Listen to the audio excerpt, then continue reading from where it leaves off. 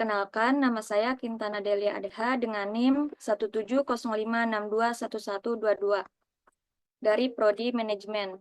Di sini saya akan mempresentasikan terkait hasil laporan program praktik kerja lapangan selama 5 bulan pada Tata Usaha Direktorat Jenderal Pelayanan Haji Dalam Negeri.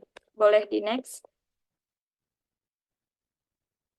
Pada laporan ini terdiri dari bab 1 yaitu ada pendahuluan, kemudian ada bab 2 tinjauan umum, kemudian ada bab 3 pelaksanaan praktik kerja lapangan, kemudian bab terakhir ada bab 4 yaitu kesimpulan. Boleh di next.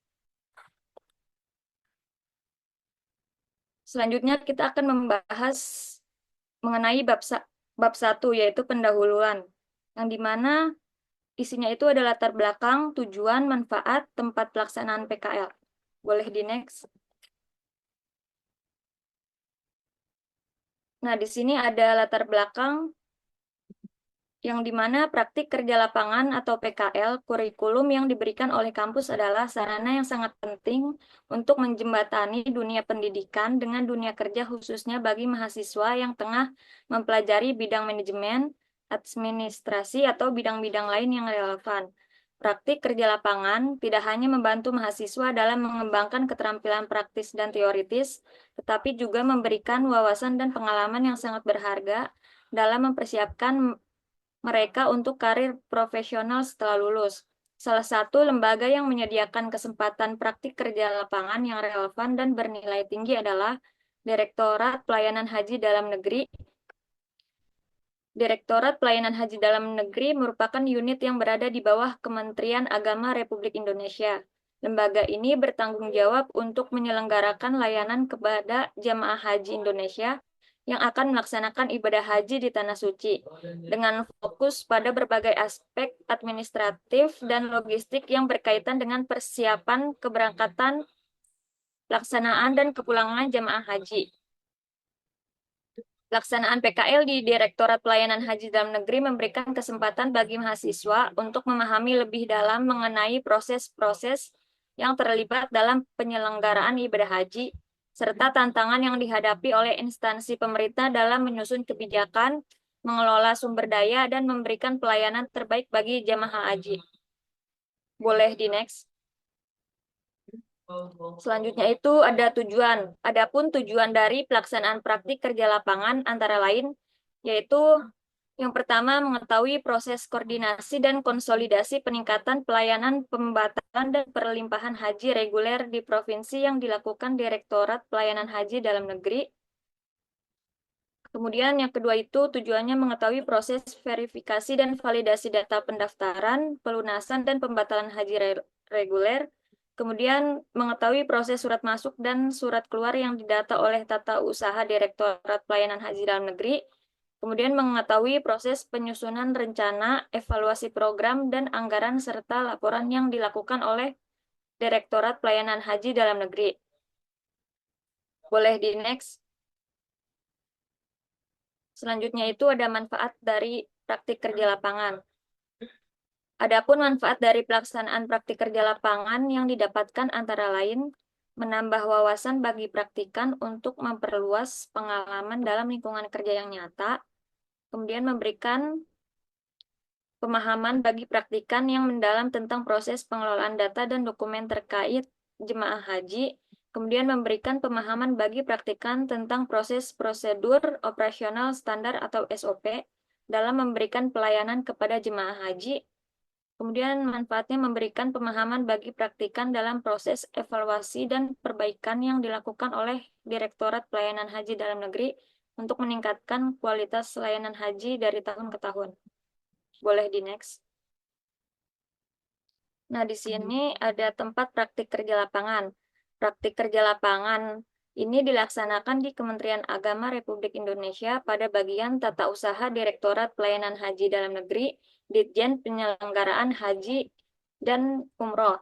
Nah, pada slide berikut merupakan nama perusahaan Kementerian Agama Republik Indonesia, alamat di Jalan Lapangan Banteng Barat, nomor 3, Pasar Baru, Kecamatan Sawah Besar, Kota Jakarta Pusat, Daerah Khusus Ibu Kota Jakarta, kode pos 10710, dengan email birohdi@kemenak.go.id dan websitenya https://kemenak.go.id. Boleh di next. Selanjutnya itu ke bab 2, yaitu tinjauan umum, yang dimana terdiri dari profil perusahaan, sejarah perusahaan, visi misi dan budaya, kemudian ada struktur perusahaan, dan ada bidang usaha perusahaan. Boleh di next.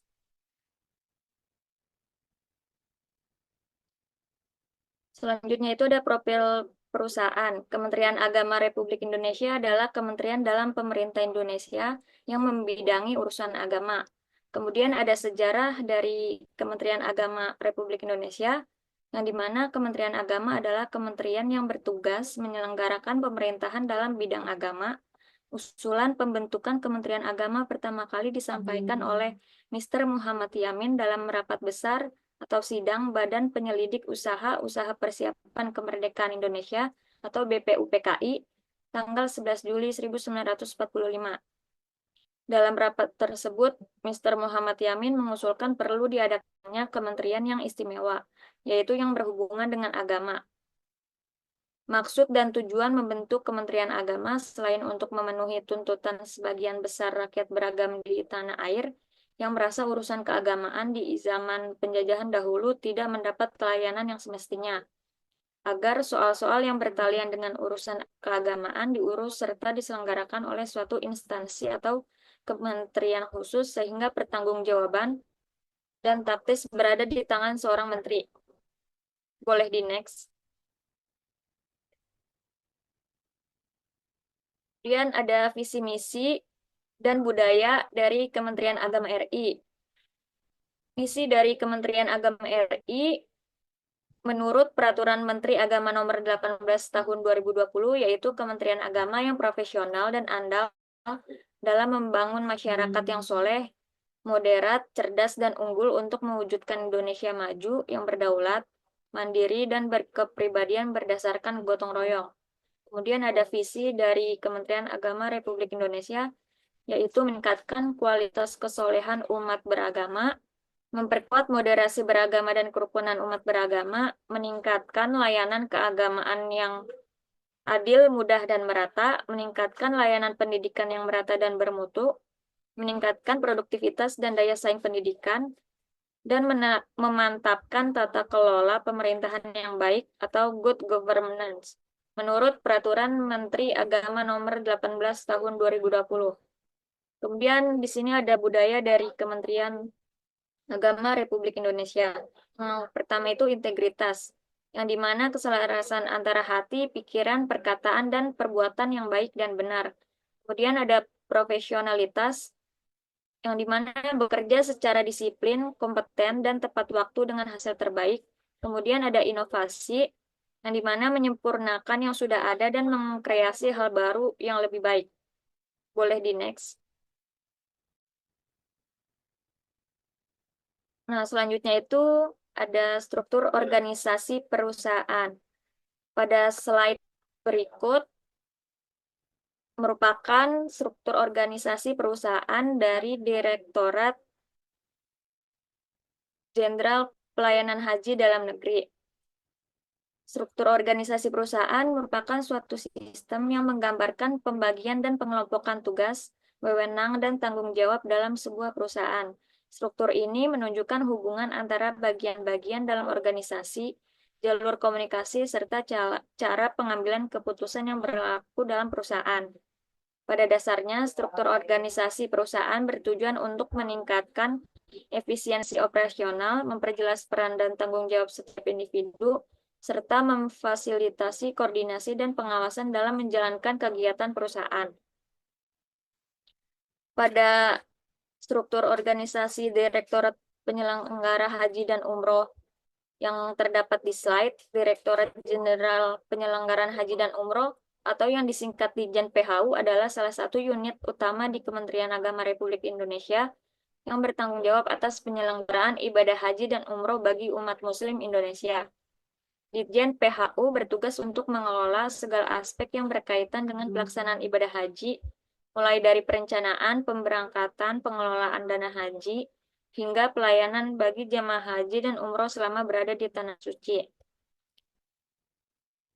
Untuk posisi saya dalam praktik kerja lapangan yaitu pada posisi Direktorat Pelayanan Haji Dalam Negeri, yang dimana posisi ini memiliki tanggung jawab atas seluruh proses yang berlangsung di Indonesia sebelum pemberangkatan jamaah haji ke Tanah Suci.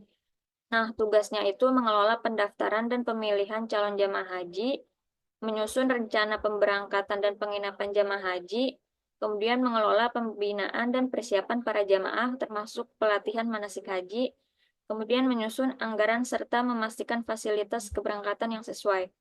Boleh di next. Selanjutnya itu ada bidang usaha atau divisi perusahaan, yang dimana Kementerian Agama Republik Indonesia adalah instansi pemerintahan khususnya dalam bidang keagamaan yang melaksanakan perumusan, penetapan, dan pelaksanaan kebijakan di bidang bimbingan masyarakat, bidang pelayanan agama, dan penyelenggaraan pendidikan dan keagamaan, penyelenggaraan haji dan umroh, dan penyelenggaraan jaminan produk halal. Kementerian Agama adalah salah satu lembaga eksekutif dalam pemerintahan yang dipimpin oleh seorang Menteri Agama yang ditunjuk oleh Presiden Republik Indonesia.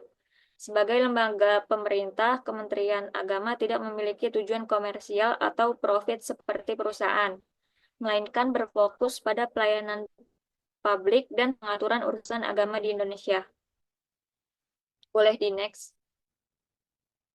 Selanjutnya itu membahas mengenai bab 3, yang dimana membahas mengenai pelaksanaan praktik kerja lapangan yang terdiri dari bidang kerja, pelaksanaan kerja, kendala yang dihadapi, cara mengatasi masalah, kemudian kesenjangan teori dan praktik, dan kontribusi praktikan. Boleh di next.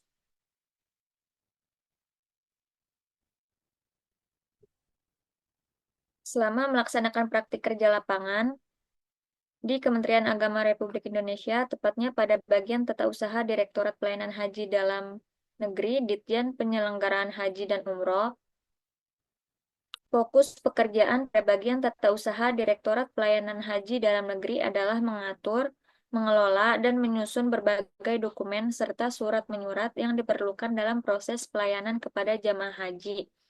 Hal ini mencakup pengelolaan data jamaah haji, penjadwalan keberangkatan, koordinasi dengan berbagai instansi terkait, serta pengarsipan dokumen-dokumen penting yang mendukung kelancaran tugas Direktorat Pelayanan Haji Dalam Negeri. Melalui praktik kerja lapangan di bagian ini, mahasiswa tidak hanya mendapatkan pengalaman langsung dalam menjalankan tugas administratif, tetapi juga memahami dinamika pelayanan publik, khususnya dalam konteks ibadah haji yang melibatkan ribuan jamaah setiap tahunnya. Boleh di next.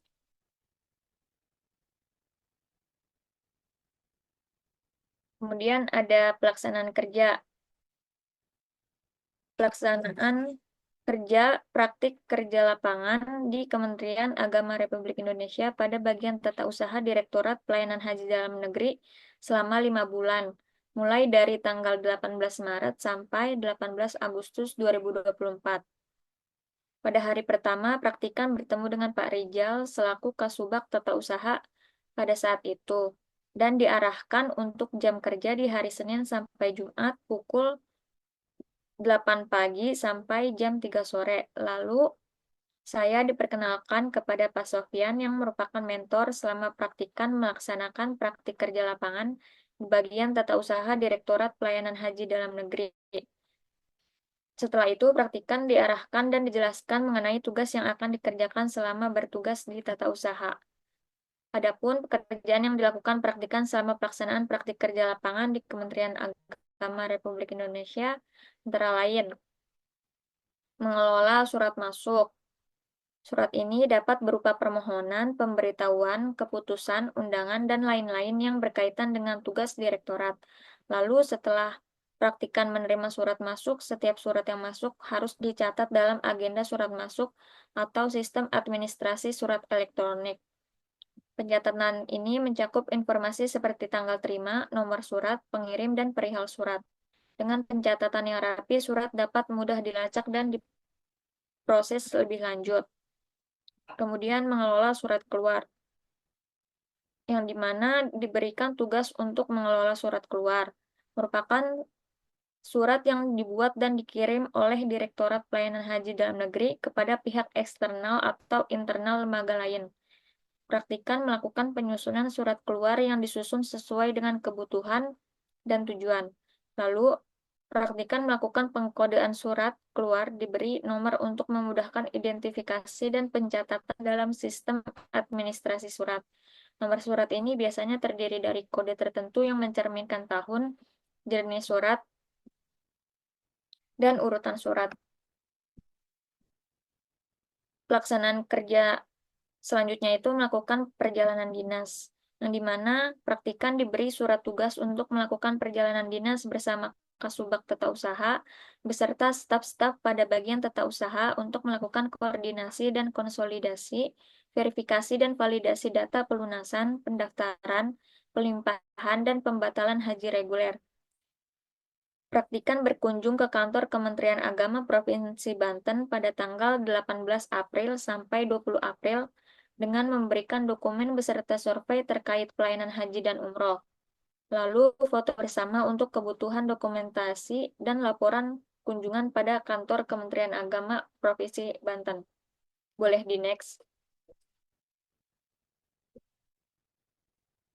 Kemudian kendala yang dihadapi dalam pengelolaan surat masuk dan surat keluar di bagian tata usaha Direktorat Pelayanan Haji Dalam Negeri antara lain, yaitu Direktorat Pelayanan Haji Dalam Negeri menangani berbagai surat dari berbagai pihak, terutama menjelang musim haji, sehingga volume surat dapat meningkat drastis. Hal ini memerlukan sistem pengelolaan surat yang efisien dan terorganisir dengan baik. Beberapa surat yang diterima atau dikeluarkan berisi informasi sensitif seperti data pribadi jamaah haji atau keputusan-keputusan penting. Oleh karena itu, pengelolaan surat harus dilakukan dengan penuh kehati-hatian dan memastikan bahwa data yang ada terlindungi dengan baik.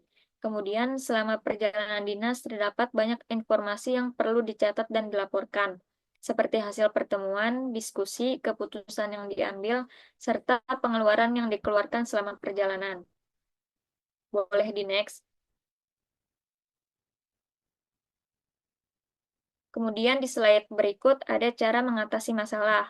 Dalam mengatasi masalah dalam pelaksanaan praktik kerja lapangan, adapun beberapa cara untuk mengatasi masalah antara lain, yang dimana memerlukan sistem pengelolaan surat yang efisien dan terorganisir dengan baik. Kemudian pengelolaan surat harus dilakukan dengan penuh kehati-hatian dan memastikan bahwa data yang ada terlindungi dengan baik. Kemudian mencatat setiap kegiatan penting dan pengeluaran yang dilakukan. Hal ini akan memudahkan dalam merinci isi laporan setelah perjalanan selesai. Boleh di next. Slide selanjutnya itu kesenjangan teori dan praktik. Selama pelaksanaan praktik kerja lapangan, kesenjangan antara teori yang dipelajari di program studi manajemen dengan praktik yang dilakukan di Tata Usaha Direktorat Pelayanan Haji Dalam Negeri adalah hal yang wajar terjadi. Mengingat perbedaan konteks antara dunia akademik dan dunia kerja, terutama dalam sektor publik. Namun kesenjangan ini dapat diminimalkan dengan pendekatan yang lebih adaptif, seperti mengaitkan teori dengan praktik di lapangan, dan memperkuat pemahaman mengenai perbedaan karakteristik antara sektor swasta dan sektor publik. Praktik kerja lapangan memberikan mahasiswa pengalaman langsung yang berharga untuk mengaplikasikan teori manajemen dalam konteks yang lebih nyata dan kompleks. Boleh di next.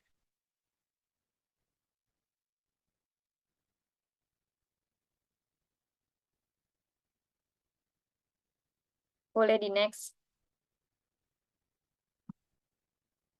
Slide selanjutnya itu ada kontribusi praktikan.